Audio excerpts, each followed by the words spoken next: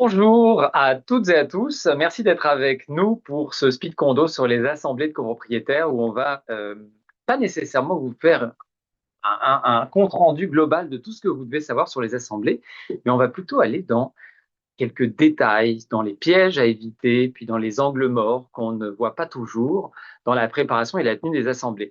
Alors, je suis en compagnie de Hélène Valran. Bonjour Hélène. Bonjour. Alors, Hélène est fondatrice de Gestion Locandric, une compagnie de gestion. Donc, Hélène est gestionnaire elle-même de copropriété. Je suis Ludovic Odraoulec, je suis avocat chez De Grand Prix Joli Cœur. Et c'est donc nous qui allons vous entretenir aujourd'hui pour ce speed condo. On s'est dit avec Hélène qu'on allait partir d'un aide-mémoire que vous pourrez trouver sur Internet facilement, qui sont les 14 étapes pour organiser une assemblée de copropriétaires. Et puis sur chaque point, on va rentrer dans un détail qu'avec Hélène, on a trouvé pertinent de vous présenter. Alors la première étape, c'est tout au long de l'année d'être à l'écoute des copropriétaires, de leurs besoins, de leurs attentes, de leurs idées, de leurs projets, parce que l'Assemblée des copropriétaires, c'est le rendez-vous annuel où on peut parler de ça. Alors, qu'est-ce qu'on pourrait présenter à ce sujet-là, notamment par rapport peut-être au procès-verbal de l'année d'avant? Et voilà, souvent on rédige notre procès-verbal, on est bien content qu'il soit terminé, signé et envoyé à nos copropriétaires. Il serait aussi important que quelques semaines avant le début de la procédure d'organisation, de préparation de notre assemblée générale, de le relire pour s'assurer que les points qui ont été discutés et pour lesquels vos copropriétaires vont revenir inévitablement, vous aurez les réponses. Et ça vous évite de passer à côté d'un sujet qui a déjà été possiblement une zone de tension ou une zone de questionnement l'année dernière et de ne pas revivre la même chose à l'assemblée suivante. Euh, Deuxième étape, c'est de fixer votre échéancier. On le sait, l'Assemblée, c'est le rendez-vous le plus important de l'année. Peut-être pas pour vous comme administrateur et comme gestionnaire, mais pour le copropriétaire qui, lui, n'est pas impliqué dans l'administration. Alors, comme c'est un gros événement, il faut vraiment bien le préparer. Puis, l'échéancier de toutes les étapes à accomplir avant l'Assemblée, bah, c'est quelque chose d'important. C'est évidemment encadré par la fin de l'exercice financier. À partir du moment où vous atteignez la fin de votre exercice financier, vous avez 90 jours, en règle générale, pour convoquer puis tenir votre assemblée de copropriété. Il se peut que vous soyez dans une copropriété où on vous a déjà proposé un changement pour passer de 90 à 120 jours, ce qui fait que votre assemblée va être un peu plus tard, au moins un mois plus tard que habituellement. Fait que pour une fin d'exercice 31 décembre, vous allez en général avoir votre assemblée avant la fin mars. Euh, Qu'est-ce que tu penses, toi, Hélène, des délais qui sont un peu plus longs, de 120, 150 jours? Euh, pour une copropriété sur laquelle votre déclaration prévoit que vos états financiers doivent être audités, le délai de 90 jours est très serré. Donc, on s'entend, il faut avoir tenu notre réunion dans les 90 jours, pas de l'avoir convoquée. Donc, de la tenir, normalement, les délais de convocation varient entre 10 jours et 45 jours. Donc, on recule sur notre échéancier. Et l'auditeur, ben, lui, a souvent besoin d'un 30 jours pour préparer son rapport. Et ben, À partir de quand, à peu près, il va avoir besoin 30, de 30 jours? 30 jours, votre gestionnaire va prendre un 30 jours pour préparer le dossier. Donc, 30 jours après la fin de l'exercice, 30 jours pour l'auditeur, on est déjà rendu à 60 et tout le processus. Donc, le 90 jours est serré. Donc, c'est pour ça que dans ces cas-là, bien précis, on peut aller jusqu'à 120 jours. Vous pensez que 120 jours, c'est quand même long. C'est 4 mois depuis le début de votre exercice financier, 4 mois sur lesquels on roule avec un budget qui est celui de l'an dernier, 4 mois sur lesquels il y aurait pu avoir des dépenses qu'on tarde à prendre. Donc, on a joué avec ces deux enjeux là. Vous donner de l'information qui est précise, puis pas trop tard pour vous permettre d'avoir un vrai recul sur l'exercice à venir. Alors, assurément, on vous recommande de ne pas tous choisir le 31 décembre. Ça, c'est Et s'il y a un conseil à retenir aujourd'hui, c'est que vous pouvez changer la fin de votre exercice financier. C'est quelque chose qui est possible de faire. Ça va nécessiter un ajustement de la part de du comptable, notamment, et de vos états financiers la première fois, mais c'est quelque chose qu'il est possible de faire. Et vous comprendrez avec les agendas de vos gestionnaires, de vos comptables et de toutes les personnes impliquées dans le processus que la majorité des syndicats sont des 31 décembre. Ça fait que la fin mars, là, c'est on frappe le mur là. On se retrouve souvent avec énormément d'assemblées chaque soir de la dernière semaine de mars. Si vous pouvez effectivement organiser des fins d'exercice financier à d'autres moments dans l'année, ça vous permettra de vous assurer une meilleure disponibilité de vos intervenants. Bon, euh, on peut aussi imaginer, parce qu'il y a des gens qui ont même dans leur déclaration de copropriété des délais de 150 jours. Alors là, ça commence à faire vraiment beaucoup parce qu'on est sur un 5 mois. Et quand vous allez faire votre assemblée, vous êtes quasiment en train de présenter un budget qui est à moitié consommé. C'est un peu frustrant pour les copropriétaires parce qu'ils se disent, bon, finalement, vous nous consultez, mais on a déjà dépensé la moitié de ce que sur ce sur quoi vous nous demandez notre avis. Euh, Avec Hélène, on a déjà vu, c'est rare, mais ça se voit, des syndicats de copropriété qui scindent en fait en deux l'événement de l'Assemblée. Et ils commencent par une première réunion qui est au début de l'année, souvent. Ou même à la fin de l'exercice financier aussi. Voilà, qui consiste à présenter le budget. Alors, votre conseil d'administration vous arrive et vous dit, écoutez, nous, on a vraiment à cœur de vous présenter le budget avant même que ça commence ou au tout début. Et donc, voici ce qu'on va faire. Ce qui fait qu'on retire ce sujet du budget de l'Assemblée générale annuelle qui se tient 4-5 mois plus tard et qui va porter sur simplement les états financiers de l'année précédente et l'élection des administrateurs. C'est quelque chose qui est envisageable, mais qu'on voit vraiment dans les copropriétés qui ont opté pour un délai de 120 ou 150. Troisième étape, c'est évidemment valider la disponibilité, la date et la disponibilité du lieu ou de la plateforme virtuelle que vous allez choisir et la disponibilité de vos intervenants. Alors, sur le format à choisir pour l'Assemblée, virtuel, présentiel, hybride, là, on navigue là, depuis 2020 dans les méandres du choix. Qu'est-ce que tu peux nous dire, Hélène, de ça, de cette Ben, réalité? l'Assemblée en présentiel, ben, le présentiel a quand même une force, une proximité qui est pas à négliger. Toutefois, le présentiel, on a plus de difficultés à avoir le quorum. On le voit une journée comme aujourd'hui, bon, ben, tant mieux, la glace, le verglas a pris un autre chemin, mais on aurait eu notre assemblée en virtuel, ben, il n'y a pas de raison vraiment pour laquelle nos copropriétaires ne peuvent pas participer à la réunion. Donc, encore un peu comme les délais pour tenir notre assemblée générale, il y a des avantages et des inconvénients dans les deux formats. J'aime beaucoup l'hybride parce que ça permet d'avoir à la fois la participation et la proximité pour les gens qui aiment, qui ont envie de venir nous rencontrer. Ça a des enjeux souvent économiques, puis de logistique, parce que, bon, nos regards se promènent entre la salle et les écrans, mais on vient habituer, puis c'est, à mon avis, une belle formule pour les plus grandes copropriétés.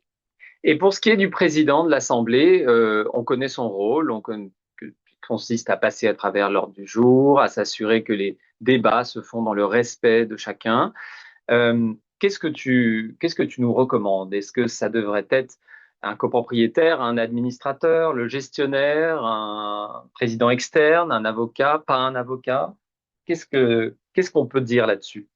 La première recommandation que je fais à mes clients, c'est de prendre bon, un bon président d'Assemblée. Ce n'est pas parce que vous êtes juge, parce que j'en ai eu un qui était juge, mais qui s'est été, bon, il n'avait pas le talent pour présenter une assemblée générale, probablement il y avait beaucoup d'autres talents, et ça rend nos assemblées longues, ça rend nos assemblées désorganisées.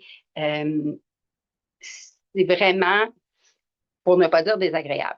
Alors, un bon président d'Assemblée qui soit administrateur, copropriétaire, externe avocat, pour moi, c'est secondaire. Ce qui devient très important, c'est que si en tant que co-administrateur, vous croyez que votre assemblée peut être litigieuse ou que deux groupes peuvent se confronter dans un débat qui se veut constructif, là, ça n'a pas besoin d'être négatif, tout au contraire, essayez de choisir un président d'Assemblée qui est complètement à l'extérieur, qui est ni le gestionnaire, ni un administrateur, ni un copropriétaire, pour éviter que l'un ou l'autre des groupes peuvent penser qu'on a un parti pris dans le débat. Donc, un président impartial a de grandes qualités lorsque vient à diriger le débat. Et la perception, pardon, et la perception que nos copropriétaires peuvent avoir. Quatrième étape qui est importante, c'est de contacter votre comptable, le comptable du syndicat pour la production des états financiers. Plusieurs raisons, déjà pour vous valider avec lui si tout est beau au niveau des documents qu'il a, de quoi il a besoin, mais aussi pour ce qui est de la présentation des états financiers lors de l'Assemblée. Souvent, c'est une présentation qui fait partie des services qu'il propose dans le cadre de la préparation des états financiers. C'est important, si c'est la première fois que vous faites affaire avec cette personne, de valider avec le comptable ce que vous attendez de lui en termes de présentation. Ce n'est pas nécessairement une présentation linéaire de tout ce qui est dans les états financiers qu'on attend. On est face à des copropriétaires qui ont reçu le document et qui ont une simple attente, c'est qu'on leur vulgarise le document et qu'on leur fasse comprendre en des termes clairs quelle est la situation financière du syndicat à la fin de l'exercice financier. Est-ce que tout va bien? Est-ce qu'on a des problèmes, des déficits, des surplus ou voilà. Le président d'Assemblée, évidemment, selon moi, doit suivre les états financiers lors de la présentation parce que c'est lui après qui organise les débats, qui donne le droit de parole, qui prend les questions et qui indique qui va répondre. Fait que si lui n'a pas suivi les états financiers, il n'est pas vraiment légitime ou crédible à dire si une question a été répondue ou à diriger la personne. Il faut suivre ce qui se passe pour être vraiment alerte sur les préoccupations et les questionnements des copropriétaires après les états financiers. Ensuite, on doit préparer le budget prévisionnel qui sera joint à la convocation. Là-dessus, on voulait vous parler d'un point nébuleux pour plusieurs personnes, c'est la rémunération des administrateurs. Simplement un point pour vous rappeler que la rémunération des administrateurs, c'est à la fois le Code civil qui le dit et vos déclarations de copropriété. Et la rémunération des administrateurs est adoptée par l'Assemblée des copropriétaires, souvent une compétence de l'Assemblée des copropriétaires qu'on oublie. Et que si vous prévoyez une rémunération des administrateurs dans votre budget, c'est correct de le mettre dans le budget sans mettre nécessairement une résolution formelle de rémunération des administrateurs. Mais à ce moment-là, il faut vraiment penser à présenter cette rémunération-là quand vous présentez le budget, de façon à bien valider, est-ce que tout le monde est d'accord à ce qu'il y ait une rémunération des administrateurs. Et si là, vous commencez à avoir des questionnements, des petites contestations, des bah, nous, on aimerait que ce soit gratuit, on aimerait que ce soit moins cher, là, vous prenez votre chance, vous faites un vote sur la rémunération des administrateurs, pas un vote sur le budget, qui n'est pas sujet à un vote, sauf si votre déclaration le demande de manière consultative. Ensuite, on avait une sixième étape qui est contacter votre professionnel du droit, donc avocat ou notaire, si vous envisagez de faire des modifications à votre acte constitutif de la déclaration de copropriété. Alors, toi, Hélène, c'est quoi les sujets que tu vois en ce moment qui nécessitent sur des modifications à la déclaration? La clause pénale est, je pense qu'en 2020. La clause pénale, oui, c'est depuis 2020 qu'on nous a annoncé. La clause pénale est un des sujets qui revient régulièrement. Moi, je me trompe, mais elle doit faire l'objet d'un amendement à la déclaration de copropriété. Ça n'est pas partie prenante de la déclaration de copropriété. Alors ça, c'est un des éléments qui de plus en plus à la mode, si je peux Ouais, m'exprimer ainsi. tout à fait. Vous avez aussi la question des bornes de recharge sur les copropriétés qui n'ont pas, qui sont plus anciennes et qui n'avaient pas du tout ça de prévu initialement. Il y a plusieurs sujets qui peuvent nécessiter l'intervention d'un notaire pour modifier la constitutif. Vous avez aussi vos modifications au règlement d'immeuble. Alors ça, c'est pas des modifications qui nécessitent obligatoirement l'intervention d'un notaire parce qu'on ne doit pas faire un acte notarié pour modifier le règlement de l'immeuble. Vos règlements d'immeuble peuvent être modifiés, ajoutés, supprimés simplement par un dépôt officiel dans votre registre de la copropriété. Ça, c'est aussi la loi en 2020 qui nous a dit ça. Alors, j'ai encore personne, trop de personnes qui m'a expliqué quelle cérémonie ça prenait pour faire le dépôt officiel au registre de la copropriété. Mais c'est ce qui est indiqué dans la loi. Donc, ça prend quelque chose on rit là, mais depuis 2020, là, il faut que vous arriviez avec quelque chose d'un peu plus consistant que simplement votre modif dans la vie de convocation, bang bang, on vote ça en assemblée, on le met dans le PV, c'est terminé. Et non, on peut plus faire ça. On peut plus se contenter de ça. Il faut arriver avec un document, votre règlement d'immeuble, avant l'assemblée, que vous mettez dans la vie de convocation avec ce que vous indiquez vouloir modifier en assemblée, on le vote, on le met dans le procès-verbal et après l'assemblée, vous revenez avec ce tableau dans lequel vous ne faites plus apparaître les modifications comme des propositions, mais comme la réalité. Et ce tableau doit circuler, doit être envoyé de nouveau à tous les propriétaires. Et ce document, c'est un document annuel. Là. Faut que vous preniez l'habitude de mettre à jour ce règlement pour que les copropriétaires aient toujours pas loin dans leur tête le souvenir d'avoir reçu ce document. Copropriétaire, puis si je peux ajouter nos nouveaux locataires aussi. Il faut se rappeler que le règlement de l'immeuble est opposable, pardon, à un locataire si celui-ci l'a reçu. Si on lui envoie par morceaux, il faut juste au moins s'assurer qu'il y ait tous les morceaux. L'attestation aussi, qui est devenue une obligation depuis le mois d'août dernier, nous demande aussi le règlement d'immeuble. Alors, en tout cas, une partie, les 3 dernières années, mais pourquoi remettre juste les 3 dernières années? Oui, ça, on te pose aussi la question. Hélène et moi n'avons pas la réponse. Pourquoi, dans l'attestation du syndicat de la copropriété, on devrait mentionner les modifications des 3 dernières années alors que ce sont les modifications des 28 dernières années qui sont opposables à tous? Alors, belle habitude à prendre. Alors ensuite, vous allez préparer votre avis de convocation, votre package de convocation, comme on a l'habitude de dire. Et vous allez mettre dedans votre avis avec la date, l'ordre du jour, le budget, les états financiers, votre règlement consolidé, les procurations, etc. Euh, Hélène, qu'est-ce que tu penses de la fameuse reddition de comptes des administrateurs? Parce que finalement, c'est aussi un des objectifs de l'Assemblée générale annuelle, vous le savez, c'est les administrateurs élus l'an dernier viennent présenter ce qu'ils ont fait durant l'année. C'est ce qu'on appelle la reddition de comptes. Reddition de compte écrite, on met dans l'avis de convocation, reddition de compte seulement verbale. Encore une fois, on a les avantages et les inconvénients. Une reddition de compte écrite, envoyée avec l'avis de convocation. Un copropriétaire qui prévoit ne pas être en mesure de se présenter à l'Assemblée générale, par la lecture, ben, il comprend ce qui s'est passé, puis il se sent beaucoup plus en sécurité du fait qu'il ne peut pas se présenter ou participer à l'Assemblée générale. À tout égard, le procès verbal, selon moi, devrait faire part de la reddition de compte du conseil d'administration. Donc, si on ne l'a pas mis dans l'avis de convocation, ben, définitivement, on va le retrouver dans le procès verbal. Donc, mon copropriétaire qui était absent va pouvoir en faire la lecture sur le procès verbal, mais il y aura peut-être moins comment dire, la sécurité de savoir ce qui s'est passé avant de se présenter à l'Assemblée.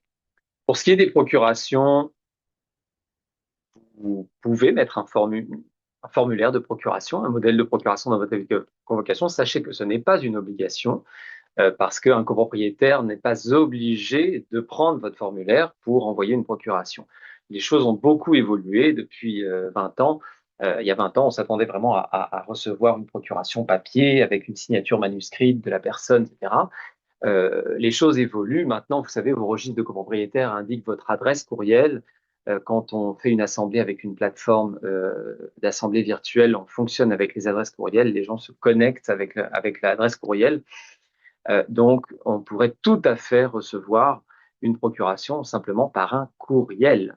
Si le courriel provient de l'adresse courriel du copropriétaire que vous avez dans votre registre de copropriétaire, vous n'avez aucune raison de douter qu'une personne étrangère, tiers à ce copropriétaire, a pris le contrôle de l'adresse courriel et a envoyé. On oublie ça, là. Vous devez présumer que quand un message provient de cette adresse, c'est le copropriétaire qui vous écrit et il peut tout à fait indiquer simplement dans le courriel qu'il mandate telle personne pour l'assemblée sans même nécessiter d'avoir une signature numérique dans le courriel.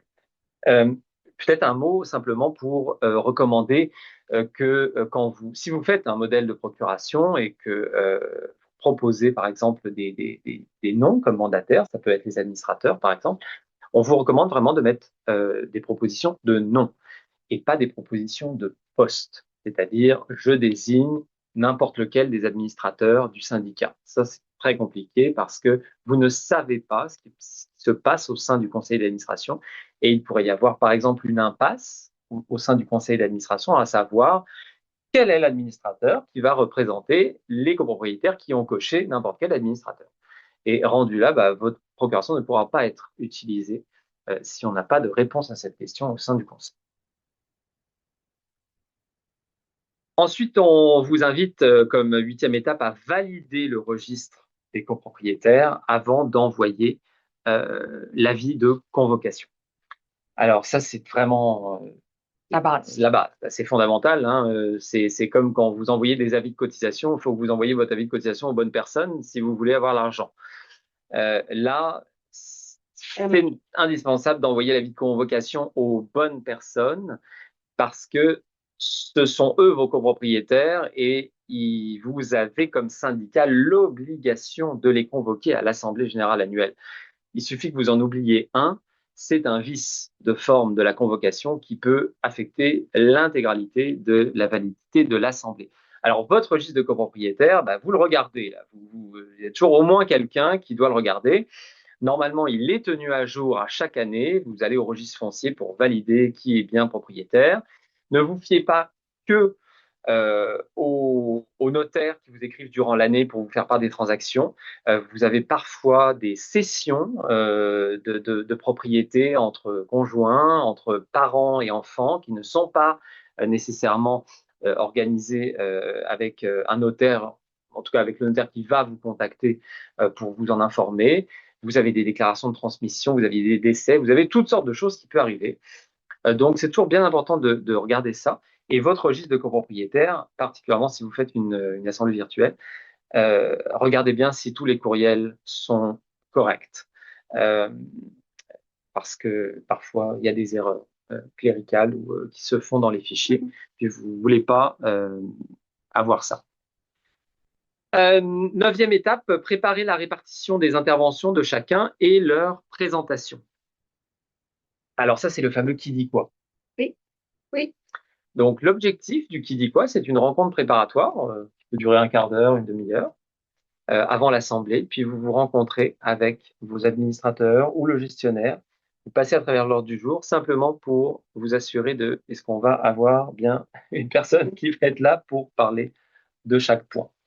Ça rend l'Assemblée plus dynamique aussi. Lorsqu'on voit que tous les copropriétaires s'impliquent, ça rend une Assemblée définitivement plus dynamique. Tout à fait. Et puis, c'est parfois, hein, c'est l'occasion, moi quand je fais ça avec des clients, là, il y en a qui essayent de me polluer, je dirais, de me contaminer avec tous les problèmes qu'ils vivent avec certaines personnes à qui il va pas falloir donner le droit de parole, etc. Bon, alors, c'est parfait, puisque ça donne l'occasion aux administrateurs et aux gestionnaires de rappeler le rôle du président d'Assemblée, qui est un rôle neutre et impartial, et il ne devrait pas avoir connaissance de tous les problèmes qui sont vécus présentement dans la copropriété, parce que ça va le fait de ne pas savoir va le rendre encore plus égal, neutre, à l'égard de tous.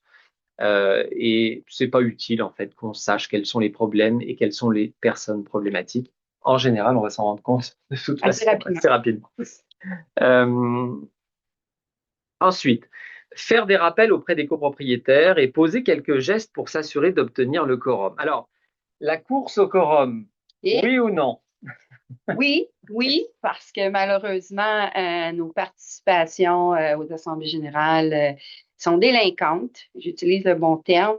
C'est une responsabilité que les copropriétaires ont de se présenter à la réunion s'ils ne peuvent pas le faire, qui délèguent quelqu'un.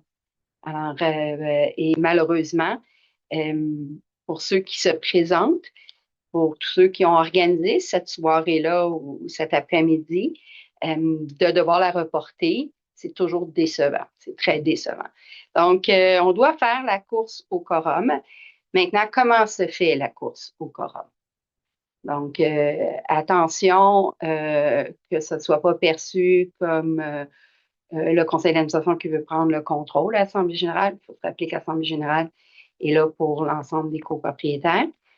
Euh, le gestionnaire ne devrait jamais participer à la course au quorum, à l'exception de transmettre des communications. C'est notre rôle, puis on le fait avec un grand plaisir de répondre aux questions.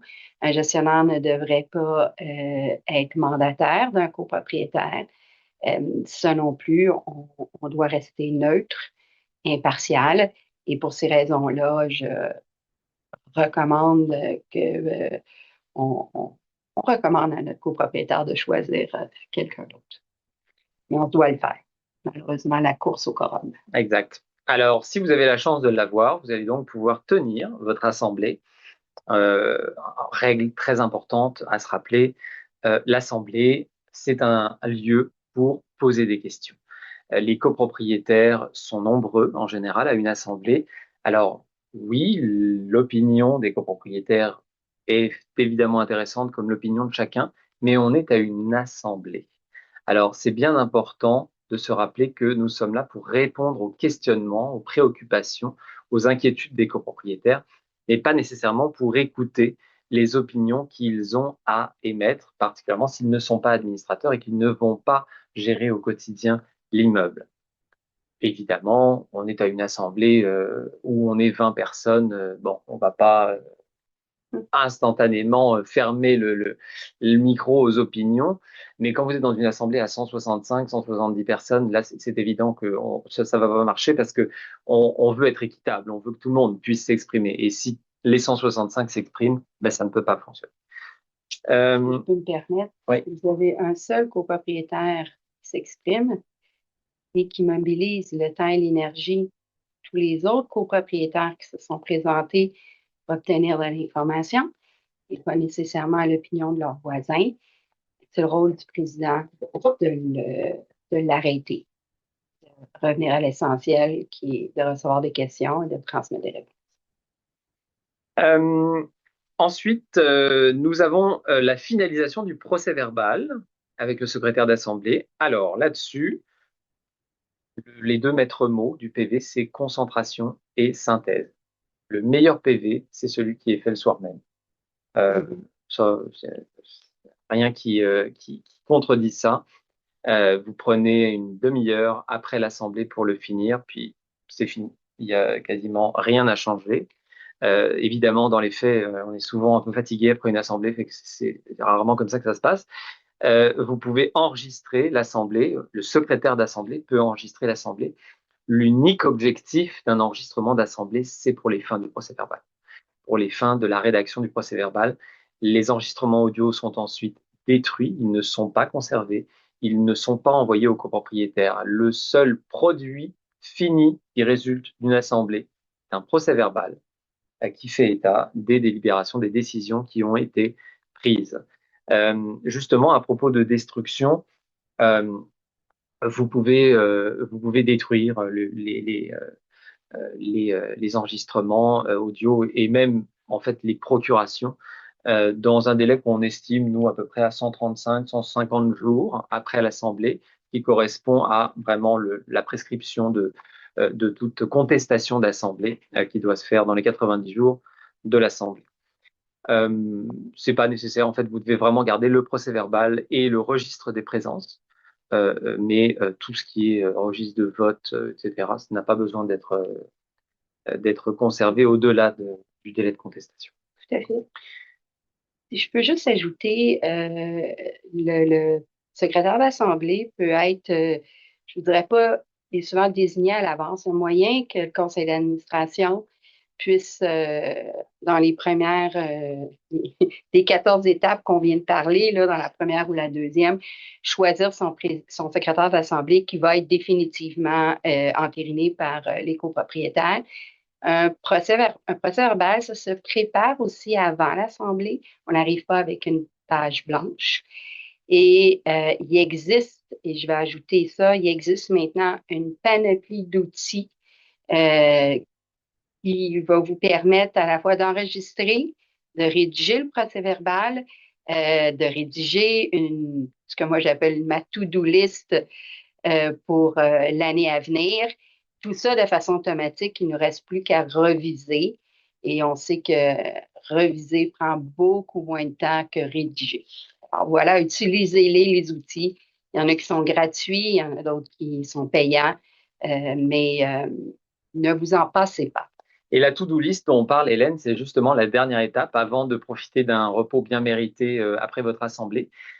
Profitez des derniers instants pour dresser la to-do list de tout ce que vous avez à faire dans les prochaines semaines et les prochains mois qui s'annoncent en fonction de tous les échanges et les débats qui se sont tenus à l'Assemblée. Quelque chose qui va vraiment aider le travail du conseil d'administration dans les premiers temps. Alors, voici ce qu'on avait à vous dire sur les angles morts et les pièges en Assemblée. Merci beaucoup de nous avoir écoutés.